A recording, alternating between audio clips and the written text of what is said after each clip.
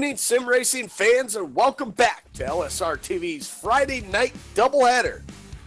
Second round of tonight's events, and it is the first round of the iSuper Chase, the iSuperspeedway.com racing series, and it kicks off tonight under the lights at Daytona International Speedway, and we get a great feature races tonight.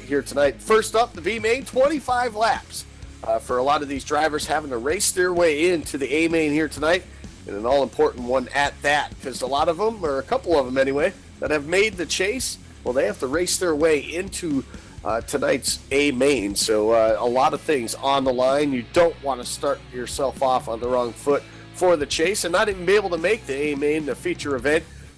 Give you those points, those much-needed points that you're going to need to chase down the championship. 16 drivers have qualified themselves in over the course of the regular season, and just 11 of them have picked up wins. The rest of them, from 12th on back, have picked it up based on points, so a good, strong season allowed them to get in the championship as well. Shane McEachin will lead the way as far as the point standings go. 2 wins on the season, along with Tom Moustakis.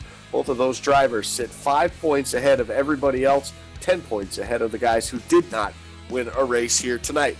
The big key to this whole chase, there's 2 races in this round, this week's race and, of course, next week. And with that said, only 6 drivers out of the 16 will advance. I'd like to welcome all of you now to the LSRTV booth. I'm Andy Kessler, and joining me tonight, Cisco Scaramuza, pulling double duty down in the production trailer, putting that picture up on the screen to you, and a little bit of commentary. So double duty for you tonight, Cisco. How about that? 16 guys are qualified, 2 races, and 10 of them are out. Yeah, and that's even more dramatic than what we saw in the NASCAR Sprint Cup chase and what we're going to see later on in the Ascors Pro Geek chase. So, I mean, this is going to get very dramatic, and especially when you count the fact this is all going to be in plate races. So there are going to be some people who will probably have some good runs and runs that you would think would get them through at least the first couple rounds of the chase, and it's not going to matter because unless you're pretty much in that top 5, you're going to be in trouble. I mean, listen, a win will do it. A win will get you into the next round. So, obviously, these 2 races, big implications on getting that win. You could have 2 great races and finish 7th in the points, 2 top 10s and finish 7th in the points and not make it to the second round of the championship. So talk about dramatics, talk about drama, talk about pressure on these drivers. You're tired all season long, every single race, there's pressure. It's the plate tracks. Anything can happen. Anything and always does happen. Well, now you put it into the chase, and it just magnifies it that much more. We saw it last season with the championship. Seth the Merchant picking up his first iSuperspeedway Series championship. He won't be in tonight's race, serving a 1-race suspension after events from last week's race in the season finale. So that already puts him in the 8 ball now. It puts him now next week a must-win already for our defending champion. So it's going to be a tall order. But if anybody can do it, it definitely is that driver there. We get set here tonight. First is the B-Main, 25 laps, and qualifying underway currently for these drivers. 1 lap is all they're going to get. We'll take a look, though, at our full chase grid here. We talked about Shane McEachin, Tom Moustakis, both with 2 wins. Well, how about Josh Ball, former champion, Mark Jorgensen Jr., 1 win each. Sean Bowney, rookie to the iSuperspeedway Series, sits 5th in the points. He got his win early on in the season. Rodney Wofford, veteran here at the iSuperspeedway Series, all-time wins leader as well at Daytona. So tonight should be a good night for that number 7 machine. Seth the Merchant, we mentioned, not going to be here. He had 1 win on the season. Casey Malone with a win on the season. He's here tonight. Christian Peterson as well with a win. Corey Henry, Ryan Keese were the other drivers getting a win. The guys that made it in on points with an opportunity here to make a lot of noise. Andrew Berger in the 42. He'll be out there tonight looking to get things done with a win. How about Rod Flagg, a guy been out of the chase for a couple of weeks. We talked to him last week. Great finish for him last week to solidify his spot based on points. Frank Busilia, former champion as well. No wins, but had a fantastic regular season, gets his way into points, along with Chris Bassini and Paul Servin, who, by the way, just a couple of weeks ago, had the pole 3 races in a row during our cumulative races, and then the following week put it in on the pole again for our fourth time in a row. Well, how about tonight as well as we look down at our LSRTV starting lineup? Paul Servant, once again, I believe, correct me if I'm wrong there, Cisco, that's the fifth pole in a row for that driver of the number 4, a 48.530 for Paul Servant, bested by 18 one-thousandths of a second over the 51 of Jason Altman's. Jared Haggerty will start inside of row number 2 with Ryan Keeson at 24, starting to his outside and rounding out the top 5. Well, that's 82 of Dan Harrington. Starting 6 is going to be the 64 of Alex Hallinar. Right behind him is going to be the 62, Daniel Holloway. The 83 of Ramon Evans, he's going to roll off 8th. 9th is going to go to Thomas Stakis, and 10th's going to go to Chase driver Shane McEachin. Ray Rittenauer found himself outside looking in, one of those guys looking to just get a win, steal a win away from these guys. We'll talk about that more as the night goes on as well. He'll start 11th. 12th goes to Glenn Hedrick. Larry Camp in the 33 will start 13th. 14th goes to Michael Lathrop, and Casey Malone will start 15th. 16th is going to go to that 89 of Matt Quick. Right behind them, Anthony Ankello had a great run going at Vegas, just about an hour ago. He's going to start 17th. 18th, the winner from Las Vegas, Christian Peterson. He's going to roll off in that 18th spot. 19th is going to go to the 44 of David Anderson. And 20th, yet another chaser starting sort of deep in the field tonight. It's going to be that 34 of Sean Boundy. Brandon Chamerko not taking a qualifying lap. He will start 21st. 22nd to the 48 of Josh Ball. And Dana Osborne will round out the 23-car field we have here tonight in our B main. 25 laps, the scheduled distance right here on LSRTV and iRacing Live. And we'd like to thank you all for tuning in for this. Lots of implications, big races for these drivers over a couple of races here over the next couple hours here tonight. Can't have that mistake. You can't be the guy, even in the B main, you won't transfer if you're a cause of a caution. So a lot at stake for these drivers, especially the guys that are in the chase. But if they don't make it through this race, they won't be in the race number 1. That's going to even make even more pressure on them to get a win next week, which should be a lot of fun to watch too as well. So lots of implications riding on tonight. 25 laps now in the B main. I expect calm heads in this one here, but a lot of guys desperate towards the back that need to get up to the front. Yeah, absolutely. And talk about Paul Servant. He has to race his way in. A lot of these chase guys have to race their way in. We see Josh Ball. He's a chaser, but he doesn't have to. He's a past champion. He gets the champion's provisional to head into the A main. So all he has to do, Andy, is not tear up that car. Yeah, you're absolutely right. Another one of those drivers, 28 of Shane McEachin. He is locked in with a provisional as well, so he just basically has to survive in this race, and he will have himself in the A main as well. We get set to get battled right here at Daytona as the pace car heads to pit road. The green flag waves, and Paul Servant will lead the way to the green flag. Jason Altman's just to his outside. Pretty good start, looks like, by both lines there. They're all tucked up nicely 2 by 2 now as they head their way back to turn number 1. Yeah, great run on that bottom side. They're hooked up right now. And Haggerty's going to get trouble already. Haggerty turns around to 51. And Andy, it's a parking lot already. Yeah, big junk in turns 1 and 2 on the opening lap. Not good at all right there.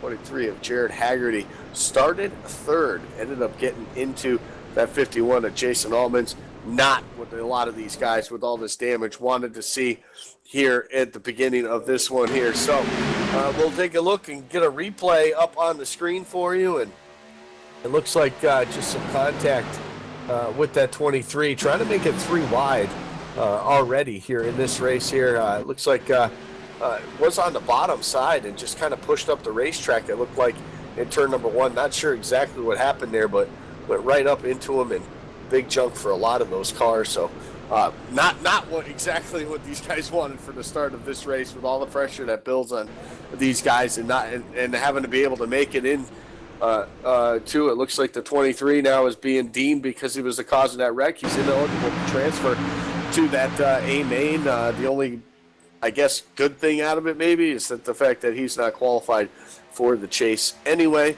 A big junk for the 51 Jason Allman's. And a couple other guys in there that we'll have to see who can make their way through. It looks like the 89, Matt Quick was involved in that one. Looks like Larry Camp was involved also Shane McKeachin was involved with some damage as well, but as we mentioned, Cisco, he's already locked into the A main anyway, so I would say for that 28, it's probably time to just pull it over and just sit this one out. Yeah, I think he's just gonna park it for right now. And yeah, that's gonna lose a lot of cars, but no, I don't believe any other chasers other than the 28 were seriously involved with that wreck. We saw the 34 Sean Boundy. He was on the apron. It looks like he missed most of that, if not all of it. So he's through it, and that's gonna mean some cars are coming to pit road right now. Halinar, Mustakas. We actually see a little bit of damage on that 10 car of Mustakas. And remember, Andy, he had to almost point his way into the chase here, and it's going to be, but he was able to do it because remember he was outside the top 30, so he's going to need to keep up that consistency he was showing. He wasn't here for, I believe, the first couple races, as we're trying to get a camera on that car. We see the 34, he rolls through pit road, maybe just a splash and dash for the 34 Sean Boundy, and well, we're going to have to re-stack up the field here and figure out what's going to happen now. Yeah, you're absolutely right. Hopefully that 10 can get that car fixed, at least good enough that he can maybe push some guys here through this race here. But yeah, you talked about Tommy Stock is missing a bunch of races towards the beginning of the season. Came in kind of late, but his first week in at a cumulative race picked up the W. So then it was on from there. He had to make it inside the top 30, and he did it last week. I mean, talk about cutting it close, and he did it with a win 2 weeks ago as well. That helped his cause as well. So just him flat out driving the heck out of that car week in and week out put himself with the opportunity to get the job done, to get himself with those 2 wins and not waste them. Gets himself into the chase. So pretty good job by Tom Moustakis. We'll definitely have to keep an eye on him over the course of this one here, and hopefully he can continue on with some decent speed here with that front end damage. But restack him up, get set to go here. It looks like the 23 of Jared Haggerty. I just got word.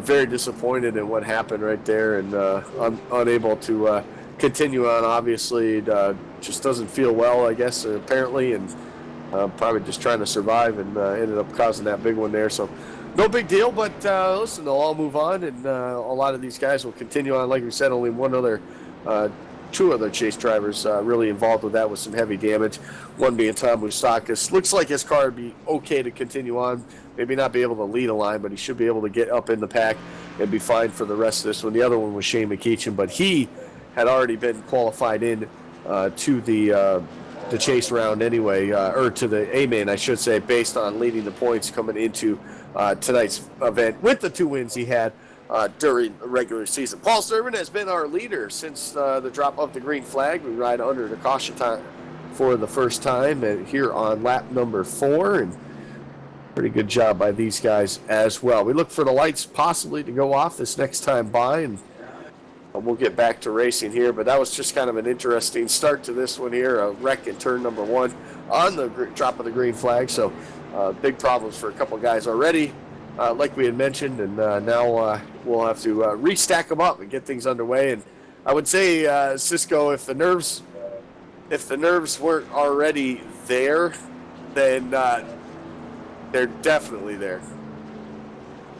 Yeah, and we're hearing some of the radio transmissions of 23, and that just stinks. That hole happened right there. Apparently the wheel, he just lost connection to the wheel, either another disconnect or something like that. But Andy, we actually saw that happen last week to the 35 of Brandon Montevise. We saw he had a big accident there and some wheel problems there too. So a little bit of a same song second verse a little bit. We've been seeing a bit.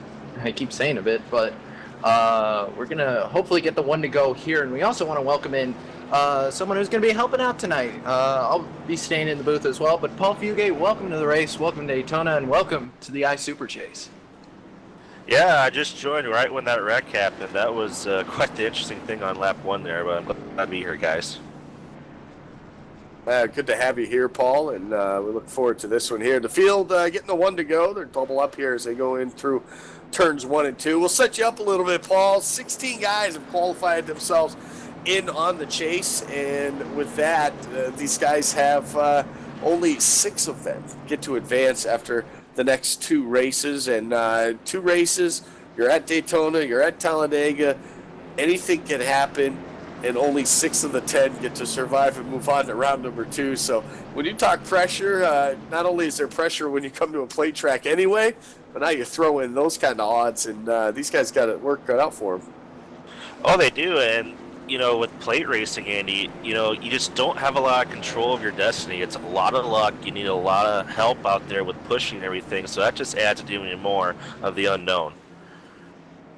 Yeah, you're absolutely right. We get set to get back under the green flag conditions here. We're working lap number 5. We'll complete that when we take the green flag, and this will get this thing back underway here. 25 laps scheduled distance for this B main, so 20 laps to go when they take the green flag, and already only 15 cars left on the lead lap of the 21 that started this race. So that first accident already taken out 6 drivers from this one here. So we mentioned one of them being Shane McKeechin, but he was already qualified in. Pace car back to pit road. Green flag waves once again here at Daytona International Speedway. Paul Servant once again leads the field to the green flag. On the bottom side there, a pretty decent run right now, trying to get that 82 of Dan Harrington up to his back bumper. But look just behind him, Brandon Jaberko already looking 3 wide. Yeah, he's going to jump to the high side right there. He's going to stick the 79. That's Yanko. It's going to get a little tight there. The 62 is going to fly up towards the racetrack. Got a little bit in the wall there, but they're going to try and organize that top line. Meanwhile, here comes Christian Peterson through the middle. He's going to go to the inside of Ryan Keese. Keese is going to have a little bit of damage left over from that first wreck, and now Christian Peterson just shot all the way up from, I think, outside the top 10. He's running first on the outside line, trying to get some help from that 79, his teammate. Yeah, what a run there, Cisco, by these guys. That 24 looked like he did have some damage. Now it gets back in the line. It looks like we're going to complete lap 7 here, and it's go time, guys. You only got 25 laps, and it takes a little while for these cars to, get going and get a run. So you got to go now. Yeah, there's no time in this B main to sit back and wait per se, like we see a lot of times, especially with the longer races. You won't even see that later on in the A main with only a 50-lap feature to get the job done. So those guys towards the back of the field will have to get their stuff going rather quickly here. With the cars that started here tonight, looks like the advancement is a 15+1. So the top 15, that's where you want to be. Currently right now, 15 guys on the lead lap. So everyone that is out there currently on the lead lap set to go and move on. Top side having some trouble getting going. Right now it's just 3 cars strong on the top side. They're sitting there right there next to that 4th place machine. That is the 44 of, right behind the 44 of David Anderson. That's the 92 of Casey Malone there, and then there's somebody else right in the middle of that. I can't even see. Oh, that's Sean Bounty in the 34 right there. Couldn't recognize the paint scheme he had on there right now, but John Bounty 4th in line on the bottom. We talked about him getting himself into the chase, Cisco. Got a win rather early as a rookie in the Super Speedway Series. And you talk about being a rookie in the Super Speedway Series and getting a win. That's tough to do when nobody knows who you are and you have no help. Yeah, exactly. You don't have anyone pushing you, and he was able to get it done there in that new colors for that 34. Last couple of weeks he ran that in the RSR race. That's the Sprite Do Your Part machine. But Andy, you love to say it, the cream always rises to the top. And in this front pack, talk about chasers, the 4, the 34, the 71, and the 92, and also the 24 is back there as well. Ryan Keese, he has a little bit of damage, so he's going to be off the pace. But these are all the guys that need to be running up here so they can transfer into the A main. And Paul, that A main, that's basically going to have the rest of the chase drivers, and that means it's going to be one heck of a race. Oh, definitely. Like you said, guys, only 50 laps, so you're not going to see a lot of guys hanging back there. It's going to be go time in that A main race, so that A main race is going to be something else here. It absolutely is. The top side is kind of dwindled now. Brandon Jaberko left them, went down to the bottom. He's able to get around the 71 and the 79 as well, too. The 79 of Anthony Yankello. Teammate to Christian Peterson. We talked about that during the truck race here just a little bit ago, which Christian Peterson ended up picking up the win here. His 3rd win of the season in the trucks, solidified his points lead that he has, and in fact growing it out that much longer. Look at David Anderson now move up to the top side as the top side started to get a run there. Brandon Jaberko, he kind of went up there almost to make it 3 wide there and killed the momentum though of that top side, and That 79 of Anthony Yankello will now drop down back to the bottom, and we'll still have 3 cars on the top side. But to get that top side to work, Cisco, it's all about numbers. You got to have guys with numbers, and it's all about timing. You got to get up on that back bumper of that guy leading that pack as soon as you exit the corner. Otherwise, you're just going to kill your straightaway speed. Well, I'd say you need that outside line to have numbers, except if you have that 3 car up there, because Brandon Cheverko, I don't know how he does it, but he has always been the master, and he's shown it all season how he can just jump up to that 3rd lane, and he could have maybe 1 guy with him or nobody with him, and he can just make time. And we're seeing it right now. We're also seeing the 24 start to come back into the picture. That's Keese. He's got a little bit of help from Holloway in that 62, another new name in this series. And in the meantime, Malone is down on that bottom side. He's with Sean. But Cheberko's still somehow making up time, and I don't know how he does it, Paul, but he's making up time, and there's only 2, maybe 3 cars on that high side as now 79's going to jump up top. I see how he's doing it, Cisco, and he's just side drafting the heck out of these guys. I mean, look how close he gets to that 82 car. I mean, that's what you got to do to make the outside line work. You just got to side draft even through these corners, and it's a lot easier to do it here at Daytona because it's so much smoother, but side drafting is how you get your way up there. Side drafting is so hard. You got to have the ultimate confidence in the guys on below you, because one little slip up will touch you the apron by the guys on the bottom, and they end up pushing up the racetrack, and that's when you end up causing a lot of trouble. But look at the side draft you mentioned right there on the straightaway. Drops all the way down, almost touching the passenger side door of that 82, and that's what allows that top side, even though it only has 2 cars, to maintain right there in that 2nd spot. Paul Servant, though, he's led every single lap since the drop of the green flag. 12 laps ago as we work lap number 13, and we approach the halfway point of this race, and we'll do that basically on the back straightaway right here. And pretty good job by all these guys here as they make their way around some lap traffic now. That is the 10 of Tom Moustakis, who was the last car on the lead lap and currently is in the 14th spot in a transfer position, though. So the pressure, I guess, is off for the time being. He doesn't really have anybody on him. Matt Quick is quite a bit of a distance behind him. So Tom Moustakis just basically has to ride at this point and hope everything stays where it's at, let the laps tick down, and get himself locked into that A-main. And I think that for a Paul Servant, who's our leader right now, I think, Andy, he's really been the surprise of this latter half of the season. I mean, he started qualifying up front, and then, he'd have these great starts. He wouldn't be able to back him up. And then the last couple weeks, he's been backing it up, and he's been there. And, that 4 car's just been strong. And for a guy who, we didn't really, he switched numbers, went from the, look out, wow, down on the bottom. They somehow make it through there, Paul. But, he switched numbers, came in. This was his first season here. And, another guy who, he isn't part of these big teams we like to mention, that Josh likes to mention, kind of like a Chicken Wing or a JLR or a Dark Horse Incorporated. He's kind of doing his own thing, and he's actually got some help, because that 34, he's actually teamed up with the 34 and the 8. So that 4, the 34, and the 8 are all teammates now. That was a team that was only kind of put together this week, just in preparation of the chase. Yeah, definitely. I mean, and when it comes to super speedway racing, you need all the teammates you can get, so there's no problem with making alliances in this league. Yeah, you're absolutely right. Look at the top side.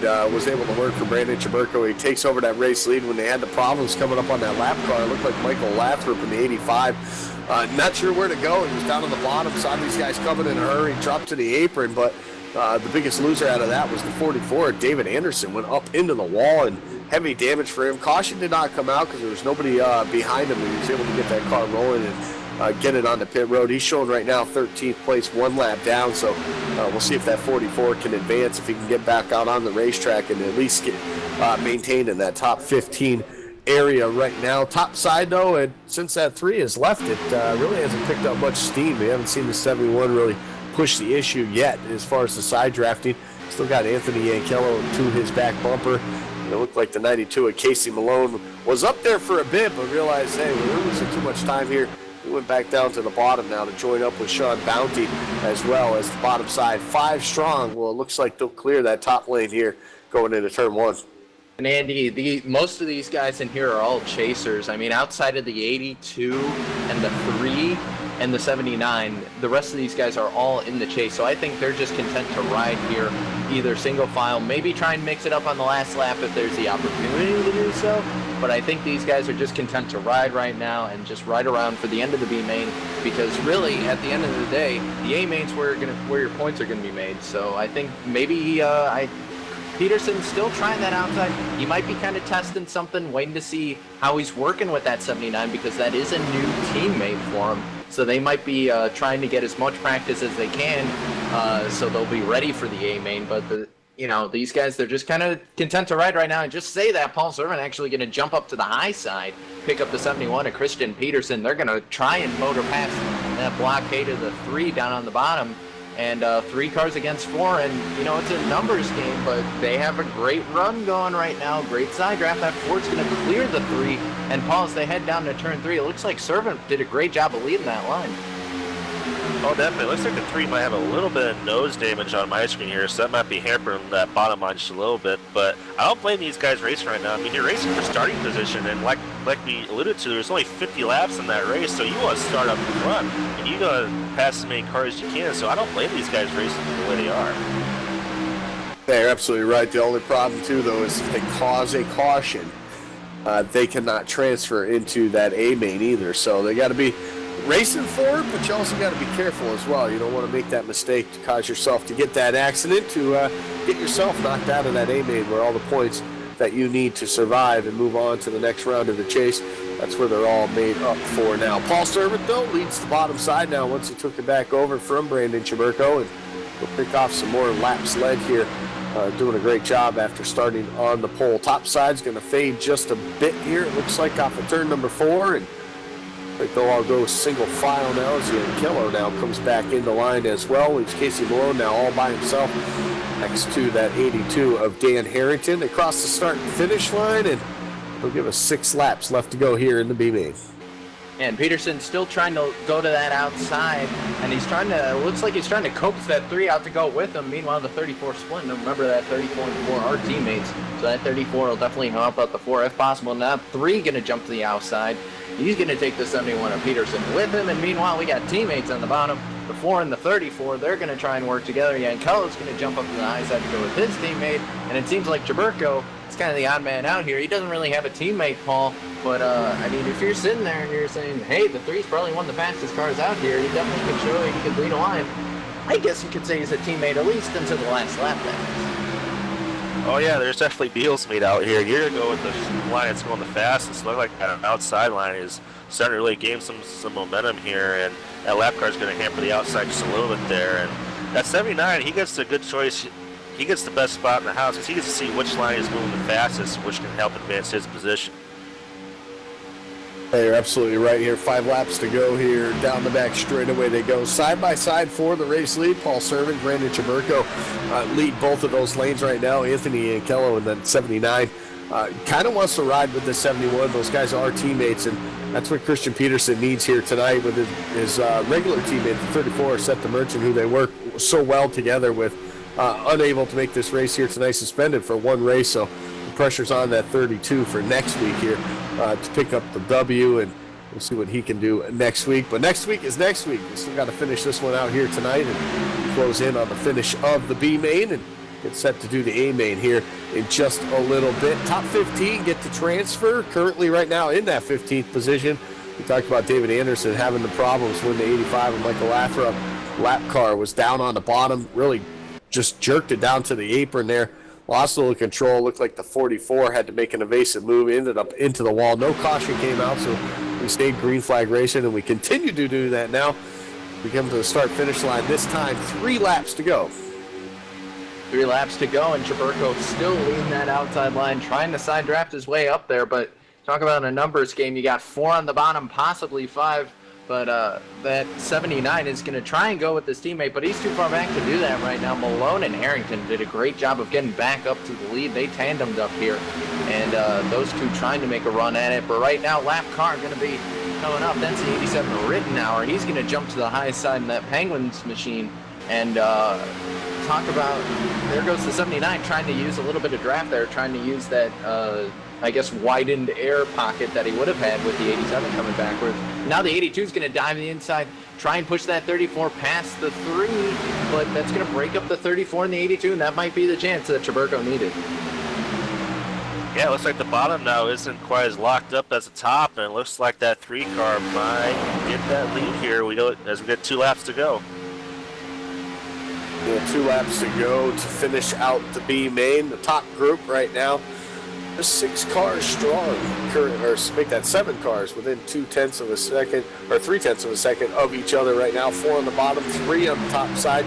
That 3 of Brandon Chaburko trying to get it done on the top side. I really think he's in the catbird seat here with this one when they come to the 1 to go here, because typically that high side, if they can time it just right, usually has the advantage coming off of turn number 4. And with the start-finish line being so close to the third 4 exit, it's going to make it all important for the timing to get up to the back bumper off of that corner this next time by. White flag in the air. Final time will make it around Daytona International Speedway. 2.5 miles to go for the B main. Top 15 transfer, like we said, David Anderson is still currently in that 15th position right now. As battle for the lead still, it looks like about 4 cars now. As a little separation happened, the 82 of Dan Harrington fell back just a bit. Dan Kello in the 79 trying to get back up to that group right now. He's got the help of Casey Malone right now. He's not sure if they have enough time to get themselves the opportunity for the win. On the bottom side for the final time off of turn number 4 in the B main. Paul Servant in the 4 has the position, but here comes the 3 with the run. Brandon Chaburko, he's not going to have enough, makes a little bit of contact, and we'll give the B main the win to the number 4 of Paul Servant. Great job by him. Brandon Chaburko coming in second. Third went to Sean Bounty. Not a bad way to start the night here for the B main. These guys kept it pretty calm there until the end there. They're trying to make it go 3 wide there, but Paul Servant started on a pole, picks up the win. It may not be a points win for that 4, but it's still got to bring him some confidence coming into tonight. Yeah, absolutely. Pole, and you finish first with your teammate behind you, and Bounty barely beat out Peterson for that spot. I think there was about half a foot between the two. But Chaburko was trying really hard to side draft on that outside. But Paul Servant, he's going to come home your winner. And Paul, he's going to have the best starting position. Now the rest of these guys who had to race their way into the A-main, great start to the night here for Paul. And you got to wonder, Paul, what kind of confidence does that give you as a driver coming into, a main event, having just won your way into like going through a showdown style event? Well, it gives you a lot of confidence because it shows you, hey, I can, be out front. And it also shows the other guys in the field, hey, you have a good car and you're a good drafter. So guys, might go with you. But the other side of the coin is, oh, you're a good drafter. Well, we might hang you out to dry. So it's both sides of a coin there. Well, you're absolutely right with that. But the B main is in the books here tonight for week 1 of the iSuper Chase. And the first round for these guys to head their way towards a championship. After 2 weeks' time, 10 of the 16 drivers will be eliminated. A lot of pressure on these guys to get the job done in the A-main. Coming up in just a few. Top 15 advance. We'll run you through those real quick here. Paul Servant got the win. Brandon Chaburko will advance, finishing second. Sean Bounty came home third. Fourth went to Christian Peterson. Anthony Yankello finished in the 5th spot. 6th went to Casey Malone. Dan Harrington, 7th. 8th went to Daniel Holloway. Josh Ball finished 9th. 10th went to Ryan Keese. And the rest of these drivers 1 lap down, but they did transfer. Ray Rittenauer in the 87, 11th. 12th went to Alex Hallinar. Matt Quick finished 13th. 14th went to Tom Moustakis. And the 15th and final transfer position went to the 44 of David Anderson, 11 laps down. Shane McEachin finished 17th, but he was locked in with the provisional because he was leading the championship points coming into tonight with his 2 wins this season. So the A-main is set to get underway in just a few minutes. We're going to step away.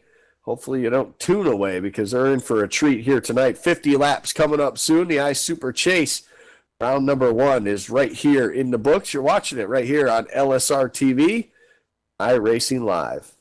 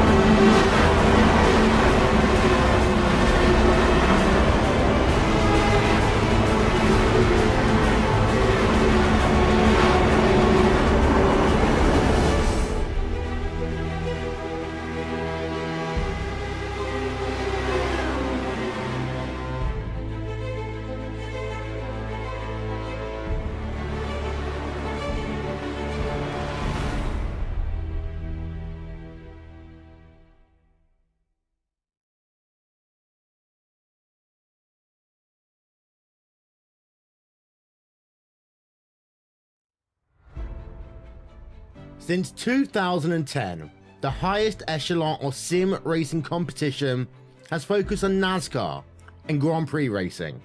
50 of the best drivers in the world doing battle for championship glory, each man for himself. And even though there may be teammates on track, each driver is in command of his own destiny. Until now. 2016 sees the start of a new era in World Championship competition, with team racing getting its chance in the spotlight. No longer can one driver rule supreme, but you must rely on those with whom you share a car, a setup, a strategy. Endurance racing can be very different to other forms of motorsports, with races in this series lasting either 3 or 6 hours. Teams of 2 or 3 drivers, perhaps on opposite sides of the world, will share seat time, each having to collectively work towards one common goal. Crash out, and it's not just you who you let down. Officially sanctioned by SRO, it will be teams of drivers who will go head to head, car to car, rival to rival in the pursuit of a championship. And there's over $25,000 in cash and prizes up for grabs. Some of the world's biggest sim racing teams are represented. There's also a group of teams who haven't seen this stage before, who want to make their mark and say we can hang with the best. The team racing revolution is here.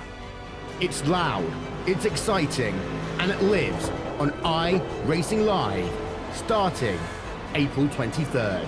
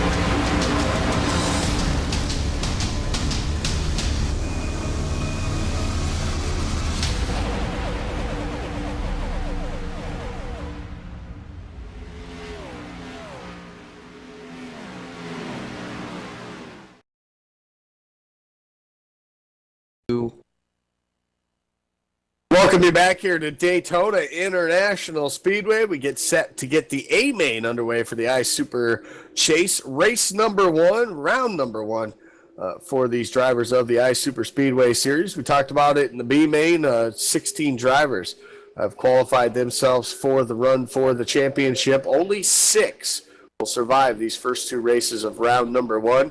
Big implications on each and every single race. Every time they're out on the racetrack, from here on out, it means everything to get themselves an opportunity for the championship. Big trouble, a wreck, anything like that puts you deep in the hole. It means a win is that much more important as we move on to next week as well. Why not start it off with a win this week? We talk about these guys in the chase and with the opportunity to pick up the win. How about the B main? Paul Servant in the chase based on points. Hasn't gotten a points paying win all season long. Picked up the win in the B main there. He transfers himself in. He's got an opportunity to be on the pole once again, which would be about the 6th race in a row for the iSuper Speedway Series that he would get the pole position. So we'll see what he can do under the qualifying, which is just beginning for these guys, Cisco. So we got a few minutes of them to make their one lap to get around this place and try to get the best lap they can get. How important is qualifying? We know plate races you can start in the back and make your way to the front within the first 10 laps, but how important knowing that those cautions, those accidents that can happen, like we saw in the B main on the first lap in the first corner, how important is qualifying to be up towards the front? Oh, it's very important. You want to put down a fast lap, and we're going to ride on board with Sean Boundy here as he's going to take his lap. And Paul, you've done plenty of racing. You've been, I think, in the race car more than Andy or I have, so you can walk us through it. But talk us through kind of the queue line that we see a lot of these guys run at Daytona. Well, it's all about being on top for that first lap. Then you're going to see him go right down here to the bottom right here. And what it is basically you get a little bit off the corners, maybe a lane, and you go right back down. Let the car just naturally go up and come back down. That's basically the queue line. And I mean, there's no rhyme or reason to it, but it seems to be the fastest way to go around these restricted plate tracks. Like you see him go up right to the wall right here. And he's going to go edge down just a little bit here.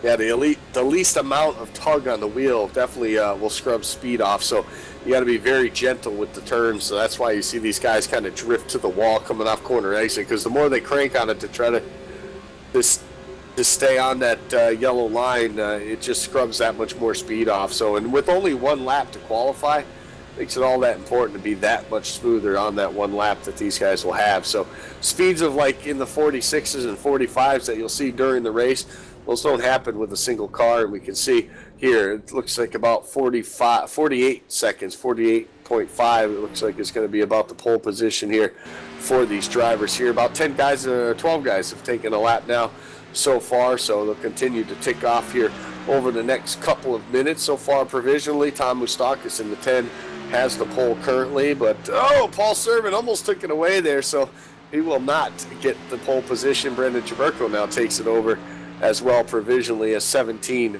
cars have taken their qualifying lap. Yeah, absolutely. And Jaberko jumping to the top, and that's the first time we've seen in a while that Paul Servant is not on top of the queue board. He's actually going to be third, which still is not bad at all. Dana Osborne going to clock in fifth, so that's going to be teammates starting, fourth and sixth now, because Chris Bassini just put down a whale of a lap, picked up a whole 100th on what Jaberko had, and Bassini is also the first guys we're seeing on the board right now to break into the 184 to mile an hour mark. So that was a great lap right there, Paul. Oh yeah, I mean, I'm looking at the board right now. The top 18 is within a full tenth of a second of each other. This is absolutely awesome. Yeah, you put the best of the best, I would say, in super speedway racing on the sim when these guys do it week after week, every single season. They get it done here at the super speedway. So I definitely put these guys at the cream of the crop as far as iRacing goes, as far as super speedways go. There's a lot of drivers out there that love to race these types of races, but when you can do it in a league week after week and pick up wins and championships in doing so, it makes it all that much more rewarding as well, too. A little bit more rewarding, I would say, than the Carb Cup that we see on the official side with that. But there's some crazy action that happens in those races as well. Qualifying, though, just about a minute left to go in the qualifying effort for these guys. It looks like about four cars have yet to make a qualifying lap. Some of them might possibly just rather start in the back on this one. We talk about qualifying being that important, but we saw in that B main opening up here tonight, Cisco, that the wreck happened with the guys that started in that second row. So I don't think you're safe anywhere you're at, really. No, and I mean, that was a freak accident. I mean, that was more equipment failure than it was just a normal wreck. But anything can happen. It's a plate track, and we're watching Josh Ball right now. He's going to drop to the bottom, see what he can throw down for a time right now. Qualifying board says he's going to be in the top 10. He's actually going to lap 20th right now, so he's going to be towards the back end of this field. And the only car not to have posted a time yet is that number 13 at Kelly Dahl. And Paul, where would you like to start? You're a chaser, you want to be up front. You only have 2 rounds to make it good, but at the same time, you got to be careful. Where do you think the best place to start is? P1. That's always the best go. place to start at these things, because you control everything and you have that bottom line. So P1's where I want to start. No ways around it. Give Paul give Paul Fugate that top spot. That's where he'd want to. That's the safest spot, I would say, on the restart, is definitely being in that top group. But it's that time. Qualifying is over. So go ahead and run you through the LSRTV starting lineup for the A main here tonight for the I Super Chase race number 1. And Chris Piscini, he will start on the pole with the 48.502. Brandon Chaburko outside of the front row. Rod Flagg will make up the inside of row number 2, while Tom Moustakis will start 4th. And rounding out your top 5, Paul Servin, who won the B main. Starting 6th, that's 71 of Christian Peterson. 7th is the 7 of Rodney Woodford. 8th, David Anderson at 44. 9th, Dana Osborne. Running up the top 10 of 42 of Andrew Berger. Dave McEachin, the leader of the points with his 2 wins on the season, will roll off 11th. 12th goes to Alex Hallinar. Mark Jorgensen Jr. in the 88 will start 13th. 14th goes to Frank Busilia. And Ryan Keese in the 24 will start 15th. Starting 16th is that 87 of Ray Rittenauer II. Then the 17th is Greg Hooks. 18th, Casey Malone. 19th, Daniel Holloway. And running up top 20, that number 20 of DeRick Walker. Josh Ball in the 48, former I Super Speedway Series champion, will roll off 21st. Sean Bounty, rookie to the I Super Speedway Series this season, will start 22nd. 23rd goes to Dan Harrington. 24th, I should say, to Anthony Ankello. Matt Quick will round out the 25th position. Last car to take qualifying time as well. 2 other cars will take a provisional. That would be Corey Henry in the 12 and Kelly Dahl in the 13. Will round out the 27 car field we have here tonight. We get set to get things underway. 50 laps for this A main for round 1 of the I Super Chase. And we get set to get this thing underway here tonight. Lots of pressure on these guys, Paul, to get the job done, to get themselves into the groove here and get themselves going. They don't have any time to waste with just 2 races in the first round. Yeah, don't forget, Andy, this is only a 50-lap race. I mean, that is not a long time here. I mean, that's only about a half hour if you do the whole race under green flag. So it's good up and go time right away. Yeah, you're absolutely right. Let's take a quick chat with one of the drivers in this race here, qualified himself into the championship with a win early on in the season. It's the 34 of Sean Bounty. Sean, you're going to start 22nd here tonight. I know you'd probably rather start closer to the front, but what's the game plan now as you start towards the back? Pretty much the same as it is every week. If you haven't noticed by now, is about where I start. 50 laps is a lot longer than what we just ran, and you saw how quickly I got there. Granted, there was a little help, but still dodged the wreck and just pace myself. I mean, there's nothing really more to it. You just go with the flow and watch out for the wrecks. They'll come whether you want them to or not. You're absolutely right about that. It surprised us on lap number 1 the last time in the B main. So we wish you the best of luck here tonight, and we'll see if you can get that 34 up. We'll talk to you hopefully towards the end of this one. Yep, that sounds like the best plan I've had all night. All right, Sean. Good luck to you, and we'll let you get things out and underway here. All right, thank you.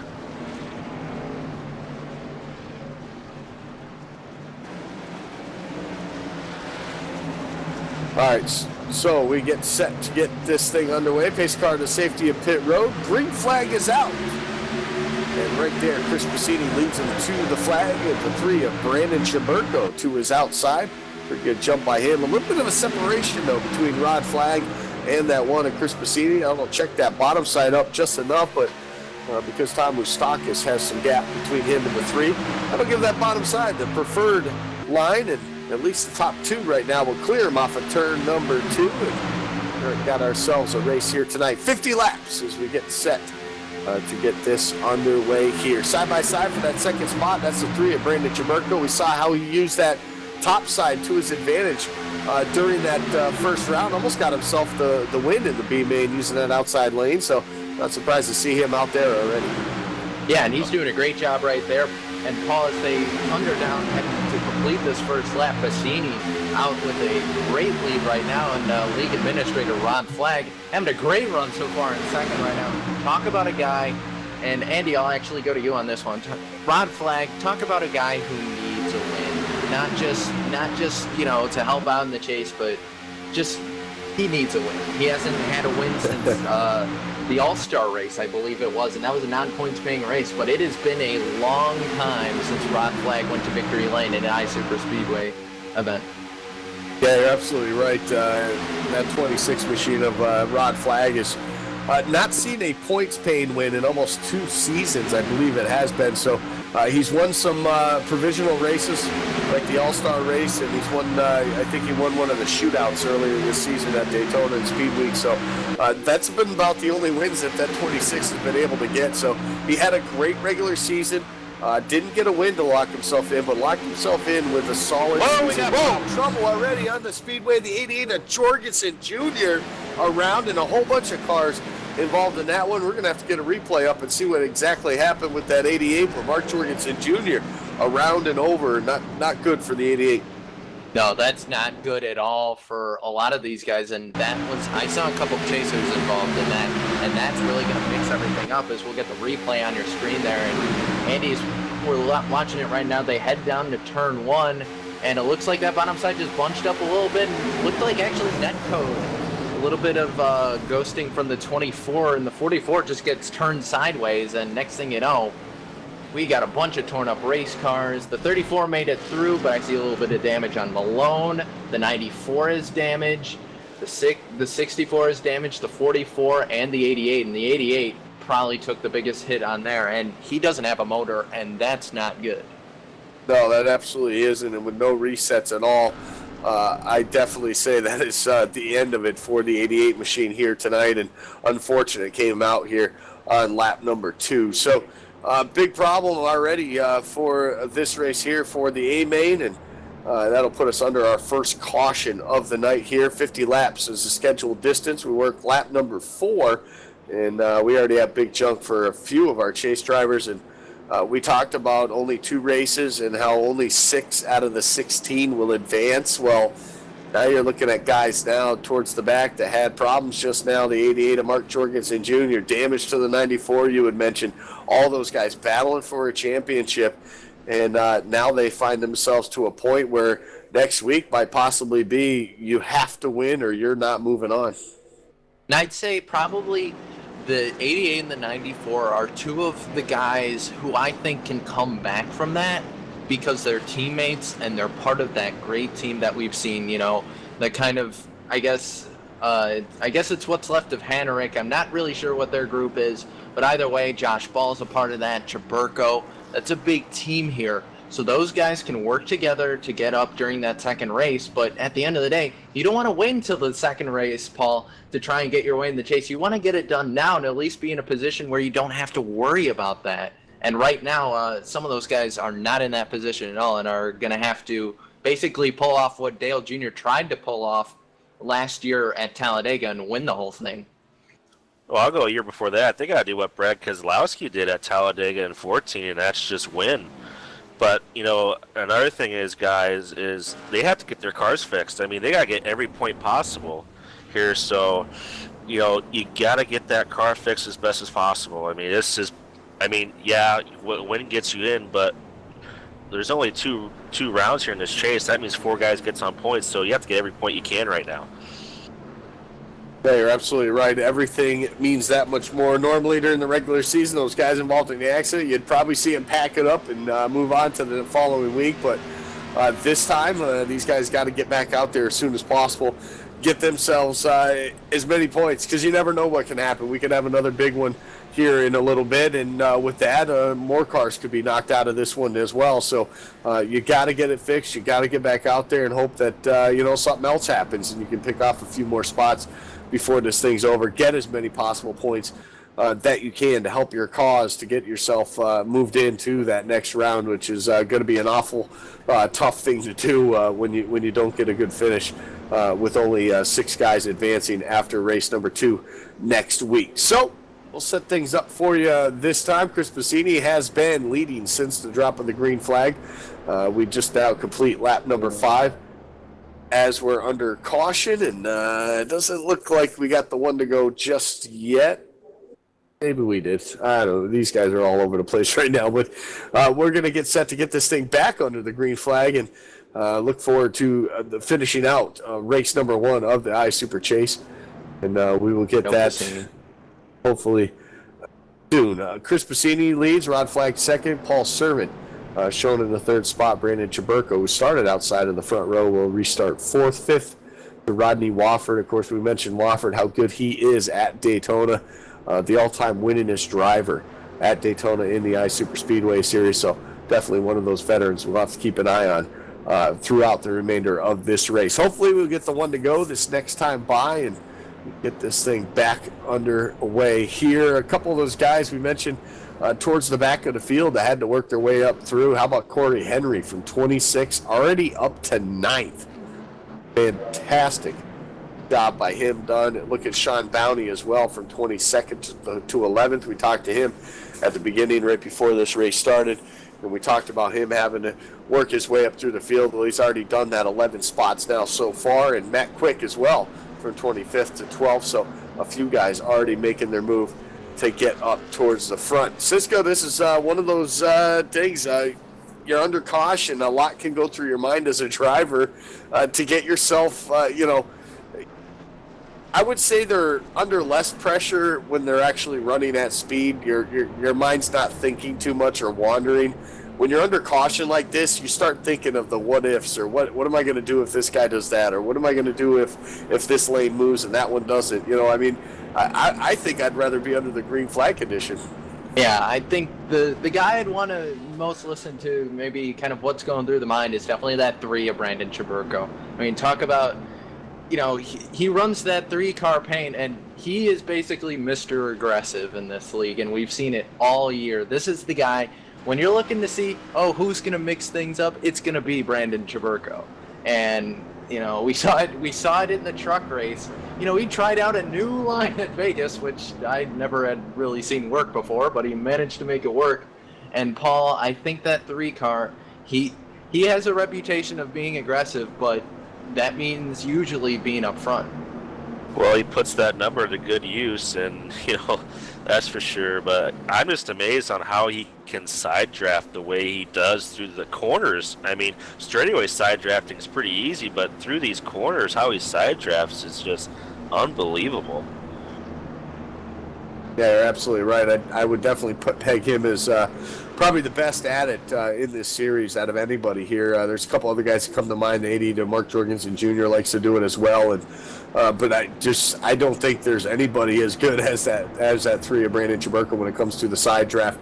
Definitely knows how to get it done, and a lot of times as a single car, we talked about that too, is that he can pretty much maintain. He won't battle for the lead with the side draft, but he'll at least maintain himself towards the front, even by himself. So he does a good job with that as well. We get set to get back under the green flag condition. The pace car off of turn number 4 will look to get this thing underway, and it heads to the safety of pit road. The green flag will wave and get things back rolling here as the gears start to shift and guys start to get up to speed. It takes about a lap though to get them up to full song here, and very good jump by Chris Bassini, but it might hurt him just a little bit.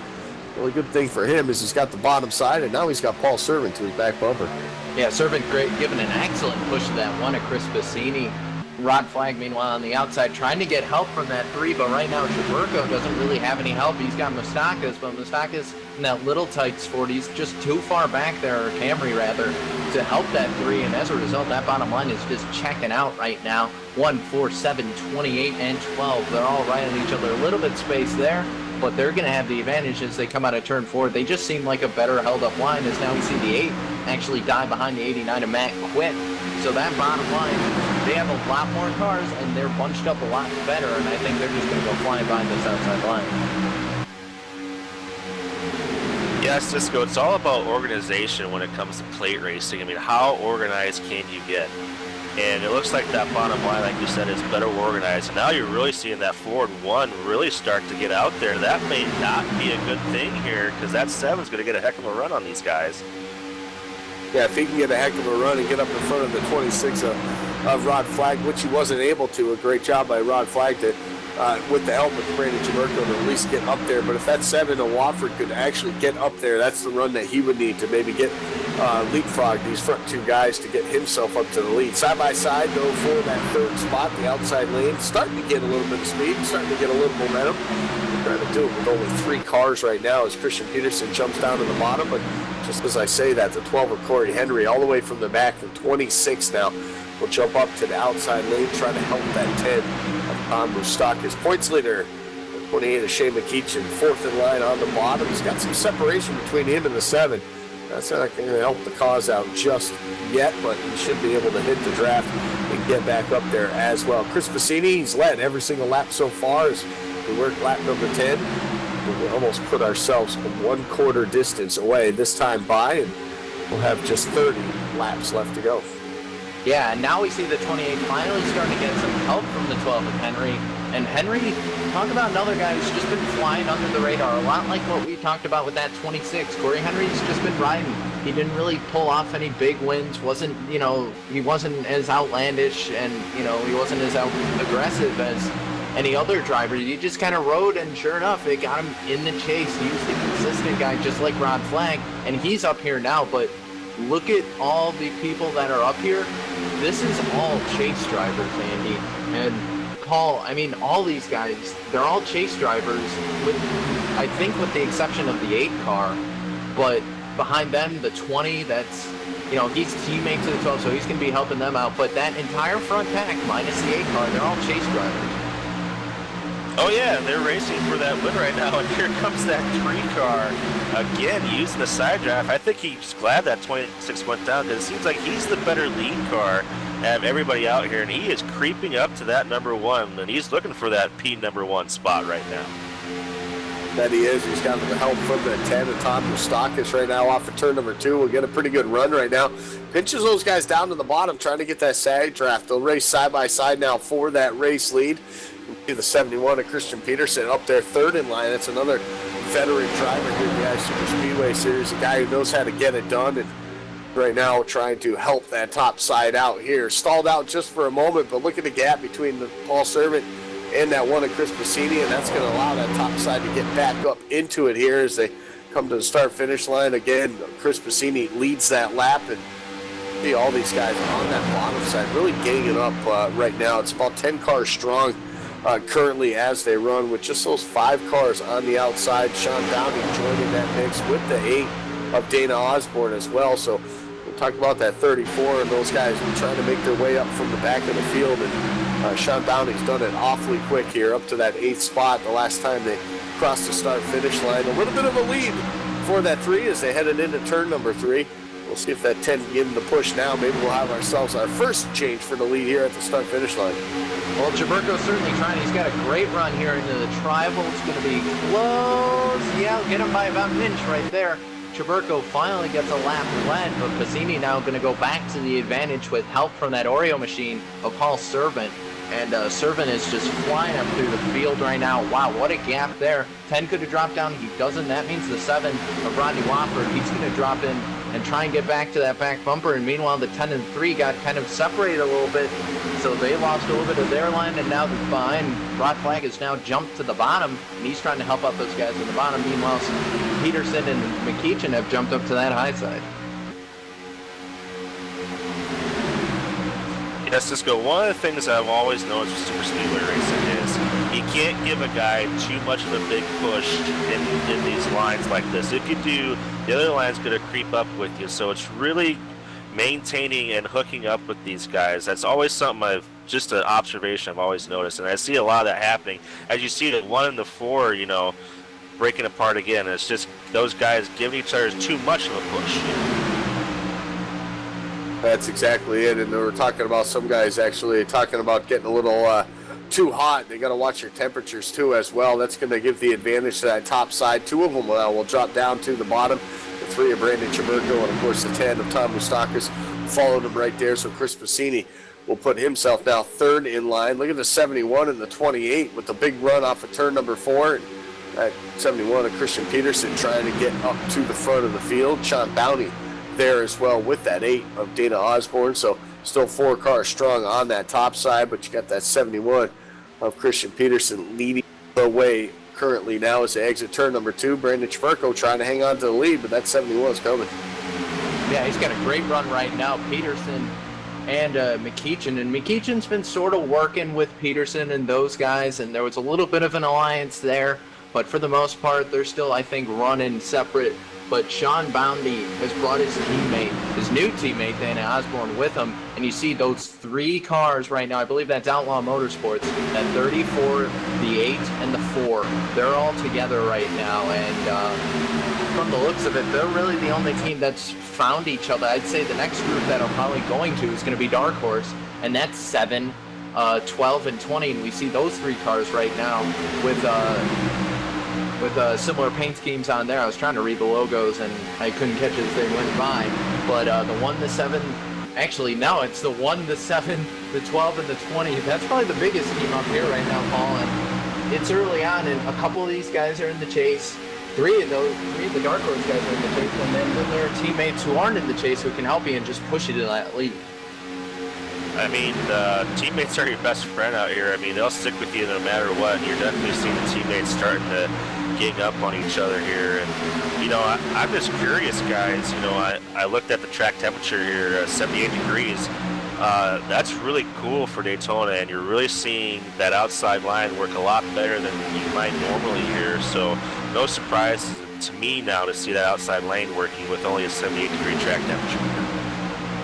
A cool track temperature like that means lots of grip for these guys too. So when they do make that pit stop, probably a little bit over the halfway point, you'll see these guys come down and get their pit stop out of the way, and you'll see a lot of them not take tires or maybe just right side tires because the track is so cool. Those tires don't have as much wear on them. Plus with this new build, it definitely changed the wear on these tires as well, so not as much of a factor as it had been in previous builds over the last couple of months. So these guys definitely, it's something that you work on as a group or as a team, is that tire wear, and it's the pit stops, which we always know green flag pit stops at a plate track like Daytona, they can make or break you. So we'll have to see how that goes as well too as this rolls on here. We work lap number 19 of 50 here as we get closer and closer to that halfway point of this race. Top side going to have the advantage, 71 there of Christian Peterson. He got that push from Shane McEachin into turn number 3, and it allows him to drop down now right in front of the 3 car of Brandon Chiburko. So Chiburko has to slide back one more stop, gives the 71 a lap led this time. Christian Peterson now will try to get up to the front. Shane McEachin will try to get up to the front. He's got that 34 of Sean Bounty and the 8 of Osborne still working together there, trying to give him the push that he needs as well. Off of turn number 2 now, they'll get the run. They'll try forward gears and pull up side by side for a second. Yeah, great run right there. 34 is going to give a huge shock to the 28 of Shane McEachin. They're going to try and make it work down the back stretch here. Now the 8 has jumped up with his teammate, the 34. They're going to try and make it work. Meanwhile, they're coming up on the lap car. That's the 15 of Hooks. And they're going to have to go 3 wide, and it's going to be out of the corner. Actually, they'll get out of the corner before that, so they should be okay. They're going to catch him about the tri-oval. There he is, 3 wide. Right now, McEachin going to try and use a little bit of that draft. He's going to try and get up to challenge Peterson, but right now it looks like everyone's kind of come back into a single pack. We saw a little bit of a breakaway. A couple teammates went to go back and try and find each other. Now we see the 89 leading kind of that second group. They're kind of catching that lead group, but we see back there Berger. Oh, wow, look out. A little bit of 3 wide there. Sean Bounty just got shuffled out of the pack, Andy. What happened? Yeah, it looked like he got loose right there, almost lost it, able to save it. He's going to lose the pack, though. That's the only downfall for the 34 right there, but great job by all those guys to scatter there below the line. Everybody able to keep it straight. Doesn't look like any damage on that 34, but still a great save by him nonetheless, but that's going to check up that top side now. 3 cars have broken away as Shane McEachin still tries to use some of that side draft to get himself back up into the picture here as he runs side by side now with Tom Moustakis, but a close call for that 34. The problem he needs now is a caution, though, to catch him back up to the field. Yeah, and also we are going to have pit stops, so if he can time it right, if he has any help up there and try and time, a little bit of shuffle there, Chiburko going to dive back down to the bottom. But if he can time it right on pit stops, Paul, you can make up a little bit of time on pit entry, and especially if Sean doesn't take tires here and maybe his teammates take 2 or something, you might be able to make up some time and work together with your teammates. Because honestly, we've seen it kind of this season as long as you stick together with your teammates, even if you come off the pit road and you're a little bit further back from the lead, if you're together and you're able to push, you're able to make up time on your leaders who may not be as hooked up as maybe you thought. Well, the other thing you do too, Cisco, is not take a full fuel load. I mean, they do run 70% fuel here, which is about 35 laps, so he doesn't have to take the full fuel load either, just enough to get him to the end. So that's another way you could gain time. Absolutely is. There's plenty of ways, plenty of mistakes could happen too as well. With some of these front runners trying to get on pit road, a caution could possibly come out if there's a wreck there getting on the pit road. So we'll have to see how that all plays out. We're a couple laps here from the halfway, and it looks like the fuel decided to come down pit road right now. Chaburko and the 3 is going to lead them that way as we work lap number 24. So we're a couple laps from the halfway point. We know these guys can make it to the end, so a few of them deciding to head down this time, and all led by that 3. The time we stock is the 42 of Andrew Berger as well, coming down pit road. So all these guys coming down to get service, and looks like maybe right side tires and fuel for them. That's going to be it for the 42 and the rest of them. So they'll all make their way back out onto the track as well. The lead group, they're all in turns number 3 and 4. They're all single file right now, so they're almost playing like it looks like a few more might come in this time, but nobody takes this time.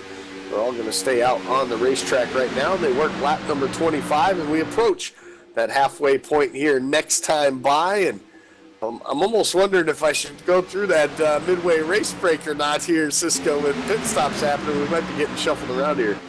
Yeah, I'd say let's try and do it, Andy. If you can do it on the next lap as the producer, I'll throw up that graphic for you. We'll try and do it here. But as they pace down the backstretch, that was all kind of one group. We mentioned teammates. That was a big group of them right there, Chicken Wing and First Order. That's the big kind of group we see. Josh Ball, Andrew Berger. You know, they were trying to get, and their teammate, the 88, Mark Jorgensen, he's out now. So there were only 5 cars of that group able to do something, and now we see more. I guess these guys are teammates after 28 of McKeechin, the 71 of Peterson, they're in. And Dan Harrington is going to come down as well. Looks like he's not going to have any help actually with him. But actually, as things shuffle around, Andy, I think we can do the midway after this. Yeah, we'll wait till green flag pit stops. We'll wait to them to cycle through everything. As we saw a couple more guys come down, it looks like a few more might come down, and a lot of guys changing it up a little bit. Fuel only for some, right side tires for others. It doesn't look like anybody though going to take the 4 tires and end up just sitting on pit road for way too long. Off turn 4, the lead group. Well, I would say the majority of them coming in. It looks like just 4 cars now going to stay out on the racetrack. Chris Fassini leading this group in 3 wide almost coming into pit road. So a great job by all those guys to spread out like they did to slow down. It looks like nobody with any violations there as well. So these guys, the second main pack coming down, getting their service done to their cars as well. Probably a lot more fuel onlys or right side tires going up. Looks like the 26 of Rod Flagg will take right side tires. So does the 1. And there's the big race off of pit road as they all try to get back up to speed. And look at Rodney Wofford lead the way off of pit road. And we got a few more guys still left to come down. And there's just 3 now in that pack here. It looks like one of them coming down, the 79 of Anthony Yankello, is going to come down all by himself. But teammates, I believe teammates now still out on the racetrack. Paul Servant, Dana Osborne, the last 2 to make their stop. And I can kind of hear Yankello as he kind of rolls down pit road, just sort of sigh, because he was the only one coming down. He was by himself, and that's basically a death wish right there. He's not really going to be able to do a whole lot unless he's able to find someone on pit exit. But right now, 2 teammates left down. That's the 8 and the 4, Osborne and Servant. Servant being a chase driver, hopefully trying to maybe work someone out with his teammate, try and pit together. Meanwhile, right behind them, we actually see the 64 and the 87. That's Hallinar and Rittenauer. And I'm going to bring up the graphic here to see. And yes, those 2 have in fact been in, Andy.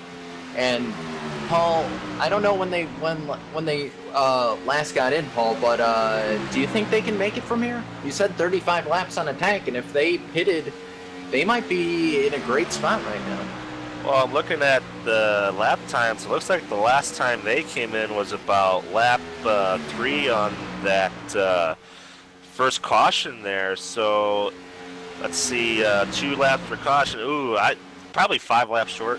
I mean, for those two guys, I mean, they're going to need a caution. I don't see them making it. Well, they're probably not going to make it, but they're doing a great job right now, at least for the time being, staying up towards the front. They're working well together, staying in a line, getting as much speed as they possibly can here. Paul Servant and Dana Osborne making their way off of pit road, so that's the last of the lead group to make their pit stop. So we'll let things cycle up through a lap here, and then we'll go through our full field rundown, our midway race break here, just past that halfway point. As you can see, Tom Moustakis making his way around the 8 of Dana Osborne as that front group tries to get up to, they're up to speed, and now the 8 will have to try to tag on to the back of him. Doesn't quite have enough speed. It looks like he's going to lose the draft there. He's going to have to wait for his teammate now, but Paul Servant in that 4, who's just a little ways back from him. You'll have to drag the brake just a bit. It's one of them things you'll have to lose time to gain time. So we'll see how that works out for that 8 and the 4. They were leading. They're currently shown in that 16th and 17th spot, but we'll do it now. We might as well do it as we just over the halfway point here in this one. And of course, the iRacing Midway Race Break brought to you, of course, by iRacing.com, the leader in motorsport simulation and the official sim racing partner of NASCAR. Currently shown as your race leader, that's 64 of Alex Hallinar. We mentioned him and Ray Rittenauer pitting under the caution flag. They are still out on the racetrack. They run 1-2. Josh Ball now in the 48 runs third. Tom Moustakis is fourth. Fifth goes to Andrew Berger, Brandon Chaburko. Excuse me, it's all going to change now. We'll give it a second. Tom Moustakis still in the fourth. Andrew Berger runs fifth. Casey Malone now in the sixth spot. Matt Quick is in seventh. Eighth goes to Rodney Wofford. Ninth to Corey Henry. And Chris Pacini will round out the top 10. Yeah, 11th right now is going to be that 20 of Derek Walker. Rod Flax running 12th. 13th is going to be Brandon Chaburko. 14th is going to go to the 28 of Shane McEachin. 15th to the 71 of Peterson. 16th, Dana Osborne. Paul Servant right behind him in 17th. 18th is going to be Yankello in that 79. 19th is going to go to the 62 of Holloway. 20th is going to go to Dan Harrington. Don Bounty, last car on the lead lap in 21st. 22nd to Greg Hooks. 23rd goes to Ryan Keese. Kelly Dahl runs 24th. 25th to Frank Busilia. David Anderson runs 26th, and Mark Jorgensen Jr. involved in that first caution. 27 laps down. He is currently shown in 27th place. That has been your iRacing Midway Race Break. For more information on the wide variety of racing possibilities on the web, visit iRacing.com and sign up today. A couple more coming down pit road this time, and it looks like, I'm trying to figure out who it is, but we're watching Ray Rittenauer and Alex Hallinar lead the way, and they're going to come down pit road this time here on lap number 32. So they're making their stop, and there goes the field now to race rumble right by him. They're led by that 48 of Josh Ball, and he's got a comfortable lead, I would say, right now, because they're single file right behind him.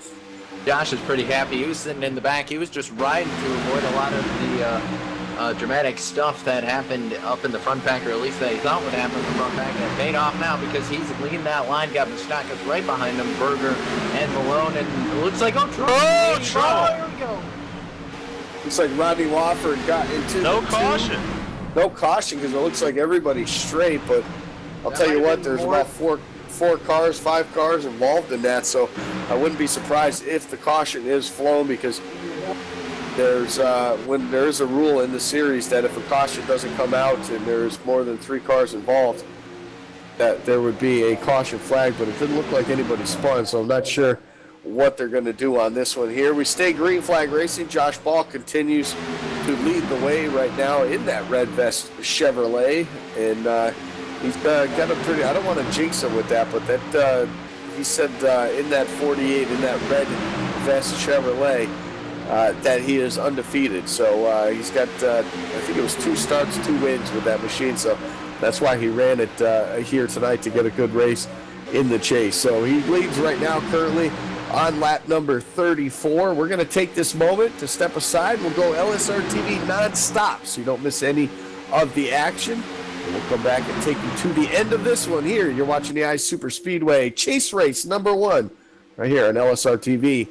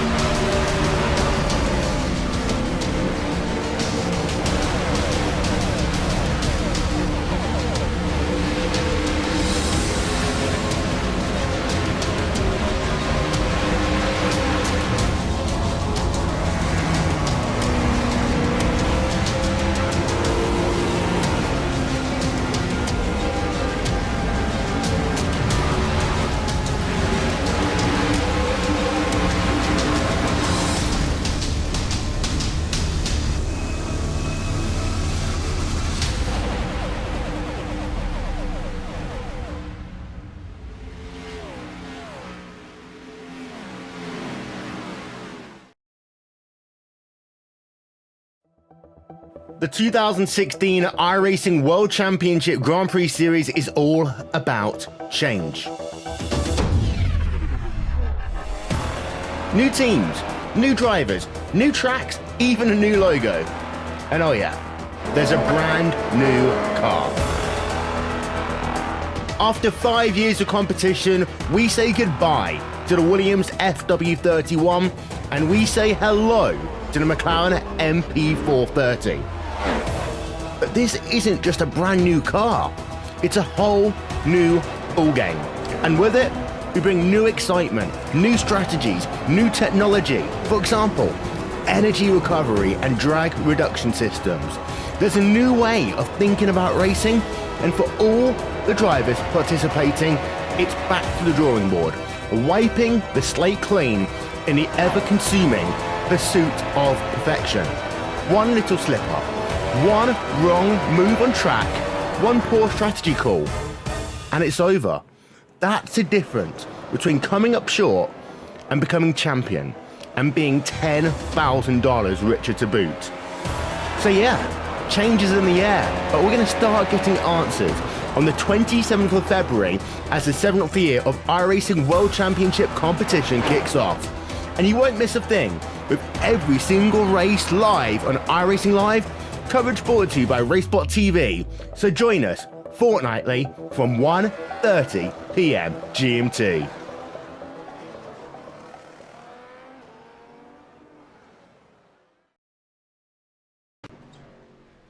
Welcome you back here to Daytona. It's chase race number 1 for the iSuper Speedway Series, and we're under caution for the second time here in the A-Main, a 50-lap feature race, which we're getting close to getting the end of this thing here now as we work lap number 39, and look like the 79 of Anthony Yankello and the 62 of Daniel Holloway involved in that wreck there. So the replay goes up on your screen, and we ride under caution. Everybody's good to go on fuel. What this does is brings everybody back up into the mix, but the problem is we're running out of time as well. We're going to be under 10 laps, probably about 8 to go when we take the green flag as the field catches up to the pace car, and I expect pit road to be pretty quiet. There's no reason really for these guys to come down, so it's all about track position. I think you'll see all these guys up front here stay out and get that much-deserved track position because that's where they run currently. Josh Ball is your leader, and he's led just about since the cycle of green flag pit stops has ended. He had led that pack. He pitted a little bit early and decided to start towards the back of the field. He started 21st on the grid here tonight, so he wanted to start in the back, kind of avoid that, but he made a great call when to pit. And when he came out, he's your race leader. Yeah, and we see the one of Chris Piscini. He just stuck to pit road, probably to get a little bit of damage fixed. But that caution really saved a couple guys. Sean Boundy, Brandon Chaburko, Paul Servant. These are guys who had lost that main pack and really weren't in a position where they could catch up with it. So that's really going to help them, especially for guys like the 7 of Wofford and the 34 of Boundy, able to get a little bit of damage caught up with the 1 as well. So they'll be able to get some of the damage fixed. Rod Flag also beneficiary from this caution. We saw that big, I don't know, just they ran out of space going down the backstretch. So, yeah, we're just going to get everything reset here. And, Paul, we're probably going to get the restart. We're going to be in single digits to go. And it's going through your mind right now. As a driver, what are you thinking when you're down there? Well, I'm thinking, like, who's my friend, basically. Maybe making some deals with guys, PMing guys, like, hey, will you go with me? You know, I'll go with you type thing. And I'm just thinking, like, how can I get to the front? And the other thing that's back in my mind is, are we going to wreck? I mean, that's another thing. Because if they wreck here, you know, because we'll probably have 8 to go, we might not go back to green. I mean, it all depends on where the wreck is and how many laps. Yeah, you're absolutely right. We'll have one opportunity here, it looks like probably for a restart once they get back to green flag racing, but we're going to take an opportunity now to talk to one of our drivers here. Talk to the driver of the 48, that's Josh Ball, in the red vest Chevrolet here tonight, and we talked about the good luck you've had in that car here tonight, and you were able to start in the back, kind of avoid anything that was going to happen there at the beginning. You made a good call on the pit stop of when to come down. You came down with a bunch of other people, and now you find yourself leading this thing with about 10 to go. Yeah, we came down after that first caution, got 4 fresh tires, and then came down on the green with a couple of the teammates, and just basically took fuel and was able to get out in front of everybody. And we were trying to pull out away from everybody, and just didn't work out. But fortunately, we're under the caution here, about 9 to go now, and just got the 2 to green, so it's going to be interesting. It's definitely going to be interesting. You get to jumble the field back up, get everybody that was basically out of contention after those green flag pit stops. Now everybody's back into contention. Talk about this one, basically, once we get going here, we get 2 or 3 green flag laps. A caution would end this one. How important is it going to be to maintain that lead on the bottom side? It's definitely going to be important. I want to definitely get out in front as much as possible. Most of my teammates are actually stacked on the high side, so we'll see how it goes. But you know, we got the 48 Low Chevrolet out here tonight, trying to do the best we can, and so far she's made it through the B main and pretty unscathed. But hopefully we'll continue that. I think it was a little rear end damage, but plan is hopefully just stay up here, stay in first, and hopefully cruise on to victory. But you know, there's other things that work, so hopefully somebody's looking down and allow us to do that. Yeah, you're absolutely right about that. We wish you the best of luck. Hopefully we get to talk to you a little bit later on, and shows you how important a win would be with only 2 races to advance to that next round. So we wish you best of luck. We'll let you get back to work. Thanks, guys. We have a driver of the 48, Josh Ball, and we talk about how important these wins are for these guys that are in the chase. And you only get 2 opportunities to get that win, and you're in. And it'd be all that important for one of these chase guys to get the win here tonight at Daytona in the opening chase race. So it's all going to be said that when we get the 1 to go right here as they come to the start-finish line. That'll give us 9 laps, so 8 laps to go when we get the green flag, and that gives us that one opportunity, basically, Cisco. If we do have an early caution within a couple laps, we will have at least one more restart, but if these guys can keep it green to the end, we're going to have a doozy of a finish. Yeah, and this is already going to be very interesting because we're seeing a couple players up here we haven't really seen up here all night. How about that 89 of Matt Quick? He's up here in this top 8. He's having a good run right now. Not really a whole lot of help around him, but he's looking to mix it up. Not in the chase, but very, very hungry for a win as well. That 20 of Derek Walker. Talk about another guy. He just wants to win, and he's in a position right now right behind him. Rod Flag, another guy looking for a win. Rod Flag in the chase though, so he might go the extra mile around these guys. But we know that 20. He's been hungry. The 89's been very hungry. And this is going to get very interesting. And Paul, you know, it's 8 to go. This is going to be 8 to go at the line. This is going to be a whole lot of fun, man. Oh yeah, definitely. I mean, these guys are fighting for that win. I mean, that way they have free hall pass basically for the next race. They don't have to worry about anything, you know. So there's a lot at stake here. There's a lot at stake for all these drivers. Even the top 5 finish would help you to get your way to that next round, but with only 6 drivers that'll be able to advance, the top 5 might not just be good enough, especially if you have problems in next week's race as well. So it's all about the win. It's all about getting that win in the first chase race, and we'll get to see who gets that done here in just 8 short laps from now. Pace car going to head down to the safety of pit road, hopefully for the final time, and the green flag will wave and get back to racing here at Daytona. Side by side for the lead, but the top side, a slight bit of advantage is a little checkup on the top side, a little further back around the 64 of Alex Hallinar, the 3 of Brandon Chiverko right there. And everybody able to keep it up to speed and get up to speed right now. The top side had a slight advantage there into turn number 1. It's not quite clear enough for that 10 to drop down right in front of Josh Ball, and we'll race side by side now down the back straightaway. Peterson giving a lot of help to that 48 right now, trying to push him out to the lead. Meanwhile, that bottom line, it looks like Shane McKeechin gonna jump his way in there. He's gonna jump in 4th in line on the bottom. And yeah, you remember that outside line we had? Yeah, that's gone. So right now Malone actually has moved all the way up to 3rd. That's probably going to be the closest car that can help Josh. But right now that's 71 of Peterson. He's looking to turn what hasn't been, I think, the season that he's wanted. He's trying to turn that around with a win so he can move on to the Talladega round.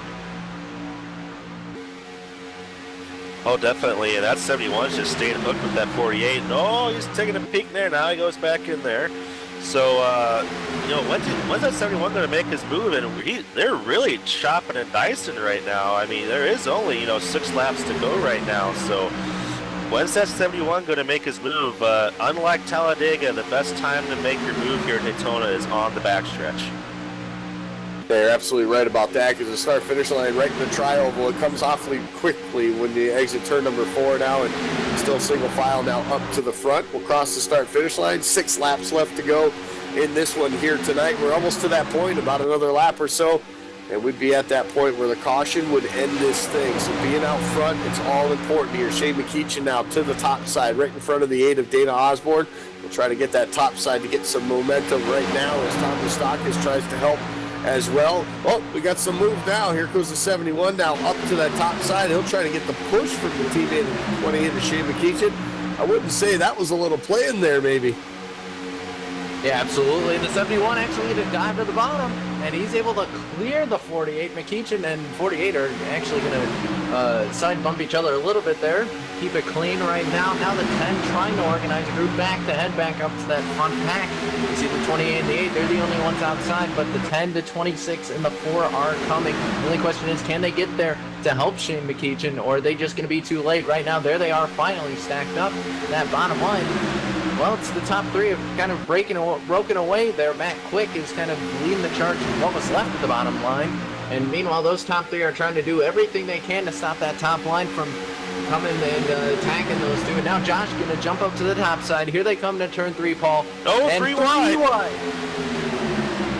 And they're going to go 3 wide here. Oh, no! This is the race. No caution yet. I think the 92 is probably going to get this win. Wow, a big wreck. A lot of chase guys involved in that. Right up in the front of the field, the 48 of Josh Ball involved, 71 of Christian Peterson as well. Right now it's showing the 92 of Casey Malone. This would end this race with 4 laps to go right now, and we'll see what they who gets to go where here. The 71, he was still going, so I'm not sure what iRacing will do here. I don't know. We can't see. We're going off where the relative is, and what I'm seeing right now, I think Casey Malone might have locked this one up. How about that for that 92 to come out of basically nowhere? 18th starting spot right now, currently shown in that top spot here as they catch up to the pace car on the back straightaway into turn number 3. And unfortunately, it doesn't look like we're going to get this thing back under the green flag racing. So for Casey Malone, not a bad way to start the chase, to get himself right in there to have the win here tonight, and to get himself moved on to the Talladega round, which would be pretty cool for a rookie driver of Casey Malone to get the win here tonight, to get himself moved into that next round. It's important, and he was basically in the right place at the right time. And how about Derek Walker in the 20?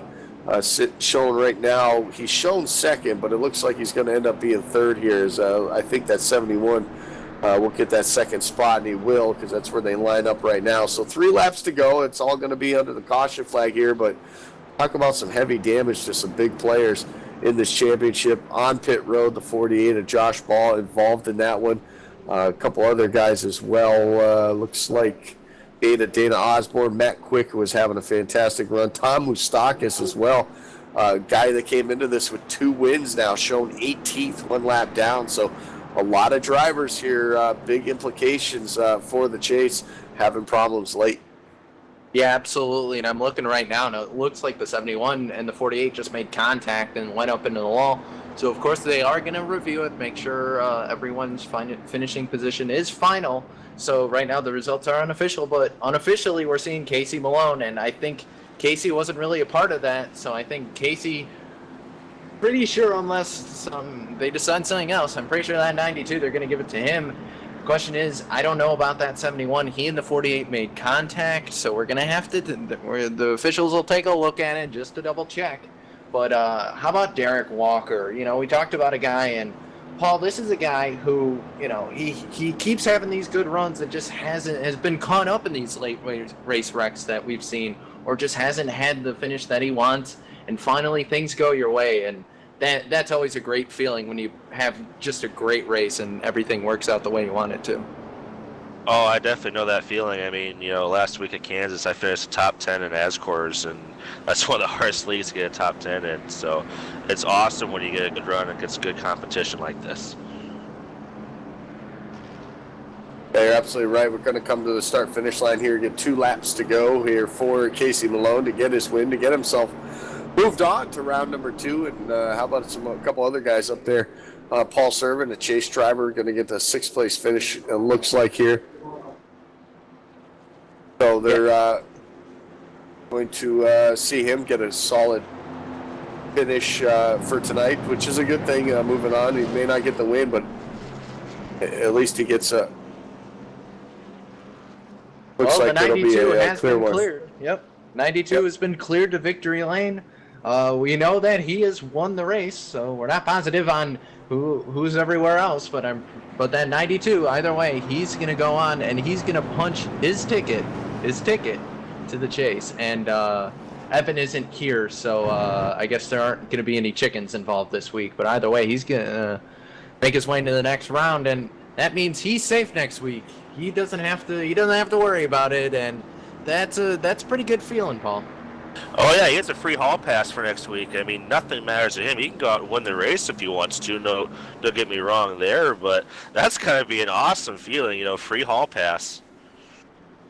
Yeah, you're absolutely right. I mean, listen, he's going to be a race car driver. He's going to jump into the race, and next week he's going to try to get a win again. But why not even, you know, take a win away from a guy that maybe struggled here tonight, couldn't get a good finish that he wanted, that needs a win next week. What if the 92 pulls out a back-to-back wins? That'd be pretty cool as well to steal one away from these guys. But you have to survive these races to win it. And, the 92 definitely survived that. It was in the right place at the right time there at the end, and this time here he'll take the white flag, and he'll only have a 2.5 miles to go here at 80 miles an hour. It takes a while to do it. It takes about a minute or two to get around this place, but you got to say that 92's got to be pretty happy with this, and why not? You know, opportunity like this to make the chase in your first season in the iSuper Speedway Series. You get a win during the season to get yourself locked in, and then doing so, you come out here, you win chase race number 1, and you get moved on to that Talladega round in 2 weeks' time here. Of course, next week, though, round number 2, and round number 2 is going to be an interesting one as well here, a cumulative race, and it's going to be played out at the Daytona 07 track. So a bumpy ride for these guys. Those are always some interesting and fun races to watch. So hopefully you tune in next week right here on LSRTV. Friday night, 10 p.m., the iSuper Speedway Series chase race number 2. How about tomorrow night, though? If you had fun watching the trucks here earlier, how about tomorrow night, the United Sim Racing Truck Series? The 2016 Chase for the Championship continues next week after a week off. It continues tomorrow, I should say, after a week off. They go and have their Coke 300, I should say, 200 laps at Charlotte Motor Speedway. That's going to be a long race and an endurance race, if anything, for those truck drivers. It's going to be a lot of fun as well. So make sure you tune in tomorrow night right here on LSRTV and iRacing Live. It's the United Sim Racing Truck Series at 10 p.m. Eastern as those guys continue to chase down their dreams of being a champion as well. Off of turn number 4 is it for that 92 of Casey Malone. He has done it. He has picked up win number 2 on the season, and more importantly, it's a chase race win, and he will move on to round number 2. Congratulations to Casey Malone. A great job by him. Christian Peterson able to survive in that second position. He may not have gotten the win, but at least it's a good start for him. Now he's just got to survive next week at Daytona 07. We're going to take this time to step aside. When we come back, we'll talk to our top 3 finishers on the night, and we'll continue on with our LSRTV post-race show. You've been watching the iSuper Speedway Series right here on iRacing Live.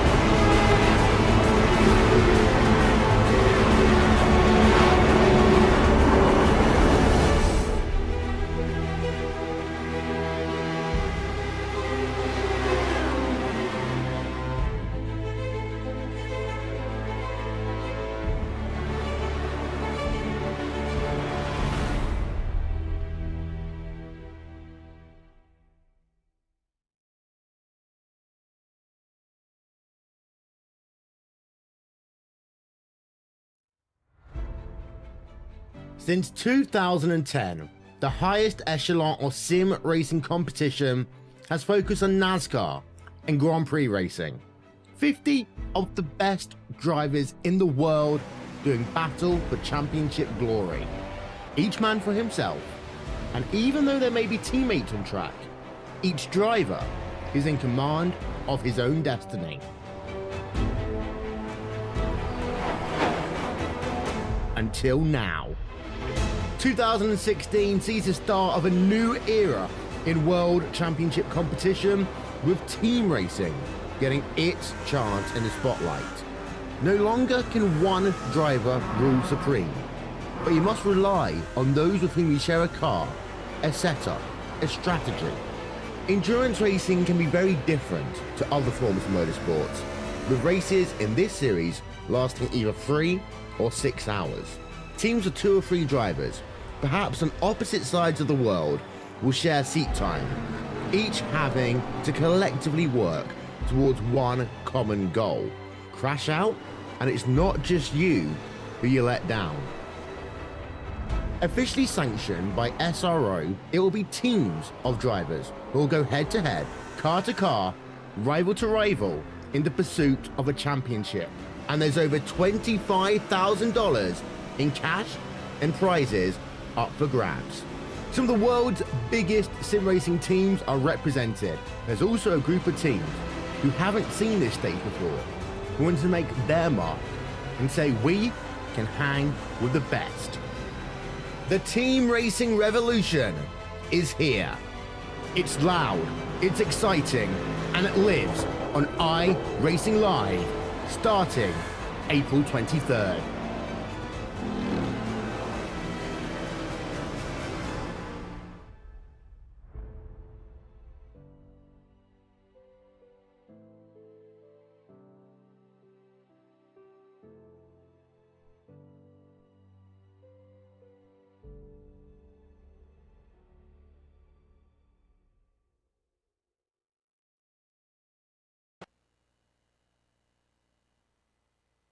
Welcome you back here to Daytona International Speedway. We just concluded chase race number 1 for the iSuper Speedway Series, and big win. We'll take you through the full field rundown. A big win for the 92. Casey Malone comes out on top. Christian Peterson finishes in the 2nd spot. 3rd goes to Derek Walker. Ray Rittenauer will finish 4th. 5th goes to Dan Harrington. Paul Servant started 5th. He'll finish in the 6th spot. Alex Hallinar, good run for him, will finish 7th. 8th goes to Corey Henry. John Bounty will rebound and finish in the 9th spot. 10th will be Chris Fassini. 11th is going to go to that 28 of Shane McEachin. 12th going to go to the 13 of Callie Dahl. Ryan Keith's going to come home 13th. Brandon Chaburko is going to come home 14th. 15th going to go to the 42 of Andrew Berger. 16th going to go to Rodney Wofford. 17th going to go to the 89 of Matt Quick. 18th going to go to Josh Ball. 19th to Dana Osborne. And 20th is going to go to Thomas Sakis. 21st, Rod Flagg, not the start of the chase he wanted there. 22nd goes to Anthony Yankello. Daniel Holloway will finish 23rd. 24th to Frank Busilia. Greg Hooks comes home in the 25th spot. David Anderson in the 44 finishes 26th. And somebody who needs a win next week, or it's over for him, Mark Jorgensen Jr. Will round out this 27-car field here tonight. And I'm going to take it one step further here. We'll talk to our winner in Victory Lane. Of course, that was the driver of the number 92, Casey Malone. He comes home with the victory in chase race number 1. Casey, congratulations. What a way to start the chase off in your first season. Thank you. Pretty satisfied with that result, if I'm being honest. I would definitely say so. I mean, right place, right time for you. The guys right in front of you made some contact. You were able to come out ahead of them, and then obviously everyone wants to see these things end under green flag conditions. But I'm sure in your case, you're kind of happy the caution came out, able to ride around here at 80 miles an hour, not have to worry about somebody making a pass on you. But you were able to make the chase, qualify yourself into the chase, and now you're going to breathe a little sigh of relief next week. You don't really have to go out there and make any noise, but you could take a win from somebody else. Yeah, I'm pretty happy that I don't have to try and fight for points to get in now, so I can just kind of ride around and see what I can do and not be too stressed out about it. Yeah, I mean, it's all about maybe helping a teammate or something like that, but you got the job done here tonight. You started 18th, started way back in the field here. It was a pretty tight qualifying effort by everybody. Everyone really within a tenth of each other all the way back to about 22nd, I think it was. So really close, just a matter of those small little increments there to where you started 18th, but you were able to work your way up through the field there. You were there at the end when it mattered the most. You get yourself the victory here tonight, and like you said, you get to take a little bit of a break next week, which when you think about the grand scheme of things and how much more important this race actually is, when you have 16 drivers that qualify, only 6 will continue on after next week's race. Well, you're one of those 6, so it's got to be a pretty good feeling. Yep, it sure takes a lot of stress off of you. So I'm looking forward to just going out and having fun next week. That's what it's all about, and you get to do it at Daytona 07, so one of the trickier tracks that you guys will see with all the bumps and the rough surface as well. So the setups usually tend to be a little bit different there, a little bit looser, so it makes for some interesting racing as well. But Casey, you end up getting your second win of the season. You pick it up when it matters the most here tonight. Your chance, sponsors, shout-outs, who helps you get that 92 to victory lane? Well, I got to thank all my friends from Put 'em on the Glass Motorsports and the group of guys that we were working with to get down onto pit road. And I think getting on and off of pit road really good really helped to get us up front. So that was a huge advantage, I think. Well, it absolutely was. We wish you the best of luck, obviously, next week with the pressure off of you. Maybe you can pull out another win there. But congratulations again on the big win here tonight. Thank you, sir. There you have it, our winner, Casey Malone, in the number 92. Picks it up when it matters the most. He gets the victory here in Chase race number 1. But I'm going to throw it down now to Paul Fugate. He's caught up with our second-place finisher. That's Christian Peterson. Expect it and clipped you. Yeah, I'm down here on pit road with Christian. Christian, how was your race out there? That was tough, finishing one spot short there. Yeah, I mean, I thought we made a pretty good move to get the lead there, with 5 to go, 6 to go. Thought it put us in a good spot if a yellow did seem to, come out, and it did. But obviously we were involved in it, and I don't know. I think there was a lot of people swerving back and forth when there didn't need to be, and that's what caused that wreck right there. Yeah, a lot of 3-wide racing there going into 3 there. I mean, how do you feel going, in the Daytona 07 next week? Real bumpy, real slick, tire wear bad. Do you think you can pull it off and make the chase next round? Yeah, we finished P2, so, even if we don't get the W, I think we are in a good spot to advance. But 07 is one of probably my favorite restrictor plate tracks. You got a lot of bumps, and you can navigate the lines a little bit more because of the bumps. And I don't know. I won there. I think I won the last 2 there, so I think we have got a good shot to get into victory lane. Well, yeah, good job on your second place run tonight. Any sponsor shout-outs you have? Anybody to thank? Just everybody at 6-man. Yeah, and you guys up in the booth. Well, thank you, Christian. Good job on your run tonight. Unfortunately, come up 1 spot short, but good points tonight for you. Now I'll throw it over to Cisco Scaramouche, who has our third-place driver. Yeah, I caught up down here on pit road with Derek Walker. And Derek, you got the 3rd place tonight. You've been looking for better runs, and you finally got one. Not quite the win that you wanted, but talk us through that final incident there. You had to drive through the chaos. What happened? Well, if it wasn't for the final incident, I wouldn't have been anywhere near the top 3, but I was just hanging on. In that very first wreck at the beginning of the race, I got arc brake from behind pretty hard and had a lot of damage. So pretty much the whole race for me from there on out was just hanging on to whoever I could that would pull me along. Oh, you got the podium on tonight, and you're not in the chase, but definitely a good feel good run for you. How's that have your outlook for the rest of the season here? Are you thinking you're going to want to steal one of these away here? Well, it'd be really nice. I'm sure my teammates that are in the chase probably wouldn't appreciate it very much, but I'm definitely going to do my best. Everybody's your best friend till that last lap, but if it wasn't for them, though, I had to work with them a lot tonight, too, so big thank you to them all night, and big thank you to Chris Bassini for the paint jobs. We ran the Twin Mine Productions cars tonight, and that's a production company I have with a good friend of mine, Dana Rampy Cruz. And if it wasn't for them, though, I would have been nowhere near the top 3 tonight. So big thank you to them. Yeah, absolutely. I'll give you a minute to plug. I heard that you guys just came out with a new short, so if you want to talk a little bit about that, or even a whole movie. Yeah, we did. It was just a short film, and that's all of the Dark Horse guys tonight ran the Twin Mine Productions cars.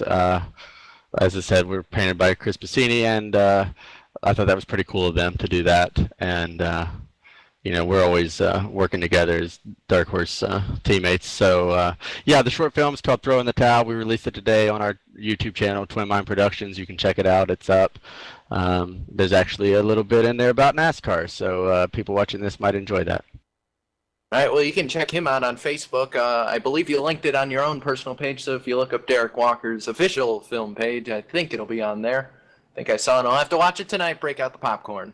So, Absolutely. Derek, congratulations on your third place finish. Great run, and we'll see you next week.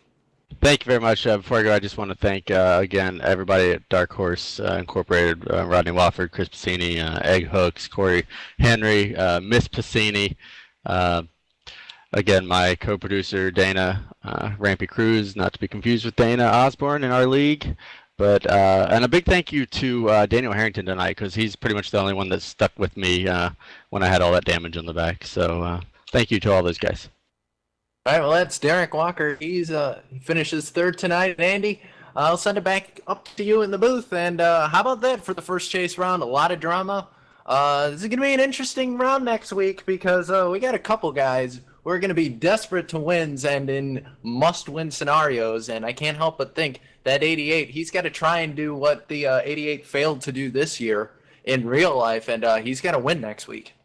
Yeah, you're absolutely right. Talk about some drama for a lot of these drivers. I mean, big names down towards the bottom of the standings here tonight, and all those guys need to win. The only problem is only one guy can win. So, yeah, there's a lot to be had next week. I think there's going to be there's going to be a lot of guys with hurt feelings anyway, with the fact that 10 of the 16 aren't going to make it out of next week. So, yeah, there's a lot of guys that even on the bubble, you look at guys that rebounded. Sean Bounty was able to rebound from about, I think he was around the 19th, 18th spot there, and right there at the end was able to rebound and get a 9th place finish. So by no means anywhere in the clear there. He's got to have a solid top 5, top 3 finish next week to even get himself locked in. So a lot going for a lot of guys next week. It's going to be a lot of fun. I hope nobody misses it. 10 p.m. Eastern right here next Friday night from Daytona 07. So an interesting track as well, too. One they don't see too many times on the schedule. So it'll definitely throw a wrench in the race next week as well. So make sure you all tune in for that. Of course, again, don't forget the Rod Car Truck Tour, 8 o'clock right before those guys as well here on LSRTV, part of our Friday night doubleheader each and every single week. So we got a lot to look forward to, and not only that, we got a lot to look forward to tomorrow night as well. The United Sim Racing Truck Series back in action after a week off. They had their All-Star race 2 weeks ago at Charlotte. That race was absolutely fantastic. We know the trucks always put on a great show at Charlotte. Well, why not for 300 miles tomorrow night? 200 laps. It's going to be a fantastic race. Lots of pit stops. Lots of strategy involved in that one as well. So hopefully you all tune in for LSRTV night for tomorrow night on right here on iRacing Live as well. And I think, Paul, you're looking for a little bit of redemption in that race after the All-Star race. They had a little bit of technical difficulties with the room setting it up, and you weren't able to start on pole in the All-Star race, so I know you're looking for a little bit of redemption here in that race tomorrow. Yeah, a little bit of redemption, but I just want to get a good finish. I mean, I missed 2 weeks with my old computer pooping out there, so hopefully just get a good top 10 out of that, and that way we can keep going up in those point standings. Well, that's what it's all about, moving yourself up in the point standings, getting yourself qualified for that chase as well, just like we've seen here tonight for the chase race number 1 for the iSuper Speedway Series. I want to thank everyone involved with the iSuper Speedway Series, everyone behind the scenes gets the website going, the room's all up, of course, Rod Flag as well for everything that he does. Anything more information on the series, you can go to iSuperspeedway.com. Of course, follow him on Twitter at iSuperSpeedway and on Facebook, facebook.com/iSuperSpeedway. Of course, you can stay up to date with everything LSRTV as well online at livesimracing.com, and you can check out our full schedule of all the broadcasts each and every week. So until next time, and on behalf of everyone behind the scenes at LSRTV, including myself, Andy Kessler, Paul Fugate, and of course Cisco Scaramouza for getting that production done here tonight. We want to congratulate once again to Casey Malone getting the chase race number 1 off on the right foot with the big victory here tonight at Daytona International Speedway. And we hope you tune in next week as well at 10 p.m. Eastern, same time, same place, to get all the action once again. For everyone, have a good night. Keep it safe. We'll see you next time.